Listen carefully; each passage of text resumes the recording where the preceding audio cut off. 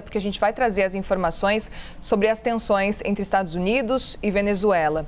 Tropas americanas fizeram exercícios militares em Porto Rico, no Caribe, em mais uma demonstração de força ao regime de Maduro. Sobre essa escalada da crise que a gente está acompanhando nas últimas semanas, eu converso agora e chamo o professor de Relações Internacionais da ESPM, Leonardo Trevisan. Bom dia, professor, mais uma vez, sempre muito bem-vindo aqui na CNN. Bom dia, Muriel. Bom dia a todos que nos escutam. Eu que agradeço o convite. Muito obrigado. Imagina, professor. Eu quero muito entender a sua avaliação diante desse cenário que a gente está acompanhando. Quais são as chances de um avanço, por exemplo, em terra? A gente ouviu Donald Trump falando sobre essa possibilidade e falando, inclusive, o quanto seria fácil de atacar, por exemplo, a Venezuela em terra. O presidente Trump, ele às vezes se excede um pouco nas palavras, né? É muito comum esse uso midiático de expressões muito fortes e ele alcança os resultados que ele deseja. A gente precisa reconhecer isso, né? Ele é eficiente na comunicação, principalmente para o seu próprio eleitorado nos Estados Unidos. Essa é uma delas, né? Porém, a realidade é um pouco diferente, Muriel. Os Estados Unidos contêm uma força terrestre naquela flotilha, naquele conjunto de ataques, que é um potencial bélico o maior do mundo, não há dúvida alguma, né? De apenas 10 mil homens. Né? Todos os militares norte-americanos coincidem na mesma análise. Precisaria, no mínimo, 5 vezes isso para iniciar a invasão, 50 mil. Foi o que foi usado no Panamá há 30 anos atrás, para a gente ter uma ideia. O Panamá não é o tamanho da Venezuela. Segundo, não se tem muita certeza sobre quais são os equipamentos russos que a força terrestre venezuelana tem. Portanto, para uma invasão concreta da Venezuela, se teria que pensar em termos de o dobro disso, de 100 mil a 150 mil. O maior entrave para isso não é militar, Muriel. O maior entrave para isso são as pesquisas de opinião pública. E o Gov, um instituto muito respeitado, fez uma pesquisa generalizada. Mais de 80% dos americanos, em geral, são contra uma nova guerra, sequer sabem qualquer coisa sobre Venezuela. Nas bases trumpistas, uma pesquisa da Atlas Intel mostrou que o número é o mesmo. Mesmo aqueles que são aguerridos, votam em Trump, têm bandeira na porta, tudo isso, não aceitariam uma nova incursão terrestre. Em outras palavras, há um freio interno a esse processo e um freio logístico. Então isso significa que os Estados Unidos não vão atacar a Venezuela? Errado. Podem atacar sim, por ar tem muita potência para isso, por mar tem muita potência para isso. A ação terrestre que efetivamente define as coisas é mais difícil. Eu aproveito também, professor, para chamar Américo Martins, nosso analista também de internacional que está com a gente por aqui. Américo, bem-vindo, conta para a gente, faça a sua pergunta também para o professor. Obrigado, Muriel. Professor, muito bom dia. Muito obrigado pela gentileza de dar essa entrevista, pelo seu tempo, dividir aí o seu conhecimento com a gente e com a nossa audiência. Professor, uma coisa me preocupa muito nesse conflito entre Estados Unidos e Venezuela, e não são necessariamente os ataques militares. É o dia seguinte. Os Estados Unidos não parecem que têm um plano para o que vai acontecer.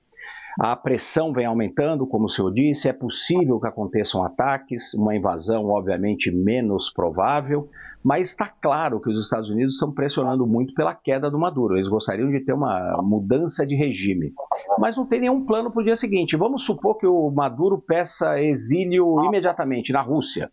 Ligue para o Putin, vá embora, abandone o poder. Isso pode criar um vácuo de poder na Venezuela que preocupa muita gente, inclusive o governo brasileiro.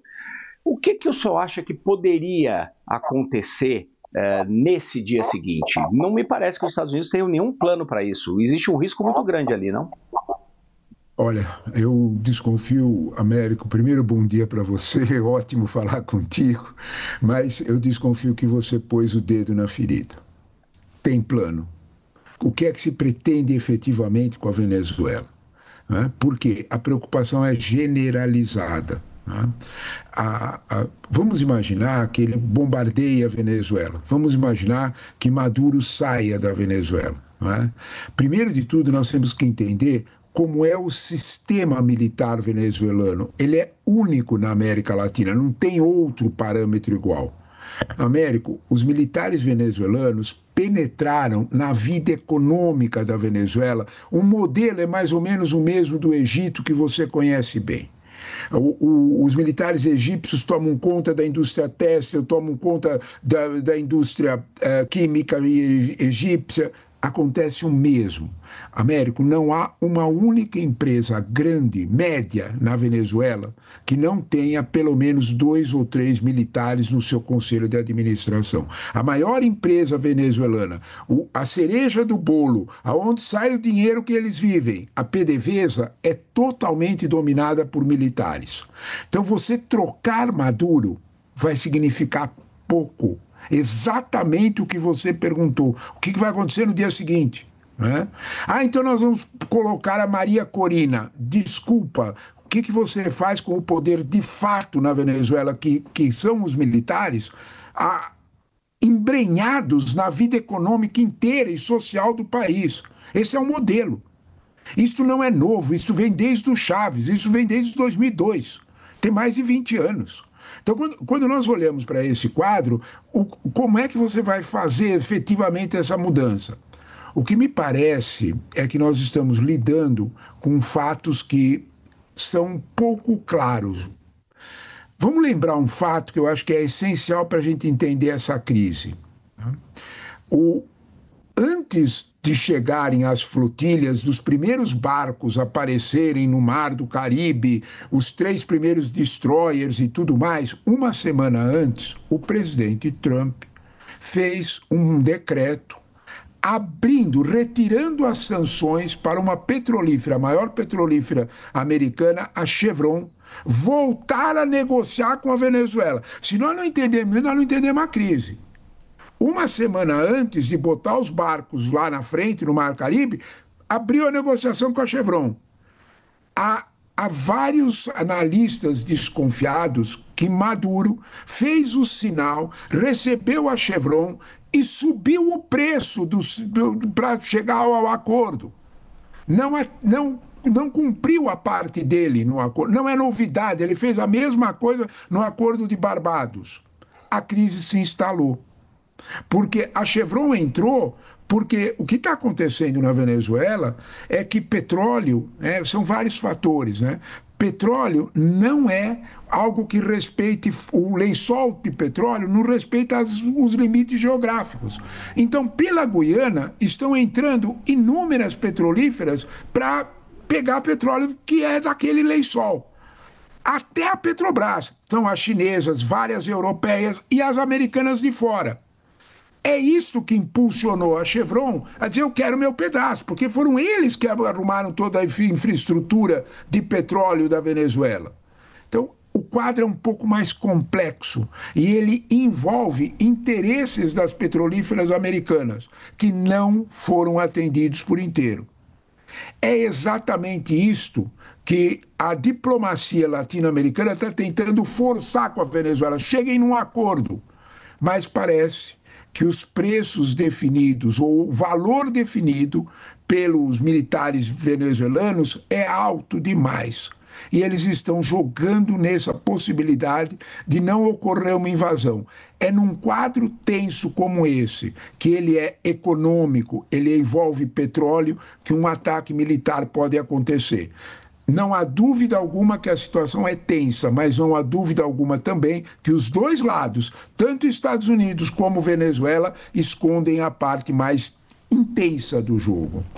E o quanto que isso pode respingar, professor, no Brasil? Porque o senhor falou agora há pouco sobre diplomacia também da América Latina. A gente sabe que o presidente brasileiro, o presidente Lula, chegou a conversar com Donald Trump e se colocou à disposição para fazer esse meio de campo dessa conversa, algo que o Brasil costuma fazer historicamente. Mas o quanto que isso pode funcionar e o quanto pode auxiliar nesse processo, até porque a gente viu o presidente Lula falando que não quer saber de guerra na América Latina.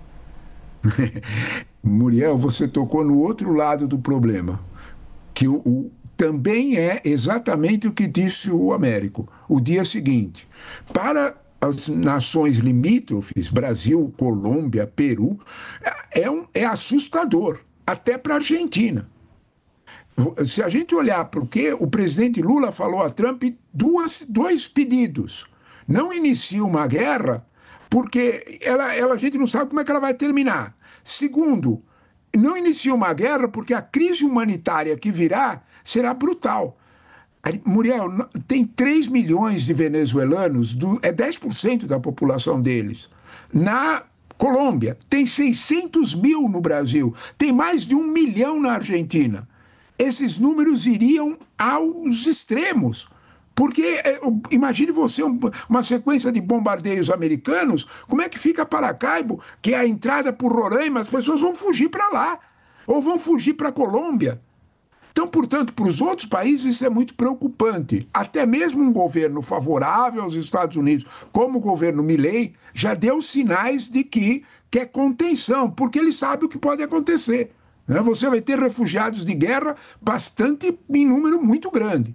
O segundo ponto é que não interessa para a América Latina de modo nenhum romper um limite de 50 anos. O presidente Lula fez essa oferta e ele operacionalizou essa oferta.